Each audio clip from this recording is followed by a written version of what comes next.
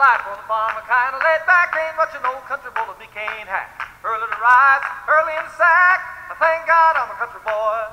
Well, a simple kind of life never did me no harm, raising me a family and working on the farm. Days are all filled with the needs of country charm, thank God I'm a country boy. Well, I got me a fine wife, I got me old fiddle, when the sun's coming up, I got cakes on the griddle. Life ain't nothing but a funny riddle, thank God I'm a country boy. Hey everybody, welcome back. It's the Science Geek, Mr. Geist. Today we're going to take a look at macromolecules. Today's objectives are to understand the properties of monomers and polymers, and to understand how monomers can be bonded together to make a polymer through a process called polymerization. Monomers are molecules that can be bonded to other identical molecules to form a polymer. If you take a look at the picture, the circle represents a monomer. When those circles get covalently bonded together, that equals a polymer. So a monomer is just one small circle out of many, many circles, or a chain of circles. Polymers are substances that consist of a large number of similar units, which are the monomers, that are bonded together. So if you take a look at the beaded necklace on the right, if you consider one bead to be a monomer and each link in between them to be a covalent bond, these monomers put together by covalent bonds equals a polymer.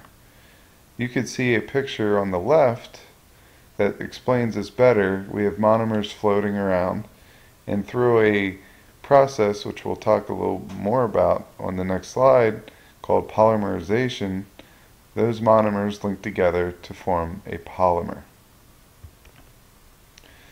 Next up is polymerization.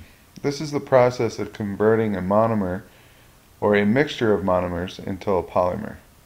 If you take a look at the picture below, we have a short polymer and an unlinked monomer.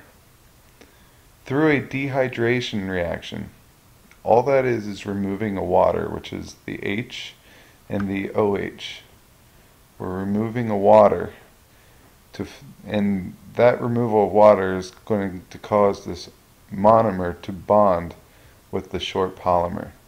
So this is a dehydration reaction, and this is polymerization, taking a monomer and connecting it to a short polymer to make a larger, longer polymer. So today's objectives were to understand the properties of monomers and polymers. We know that monomers are one single small unit, and polymers consists of many monomers put together.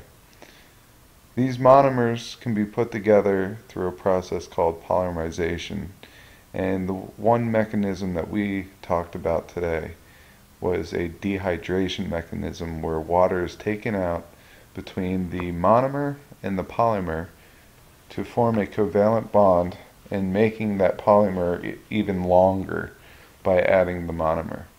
If you have any questions to the basics of macromolecules, please bring your questions to class, and I'll see you in class.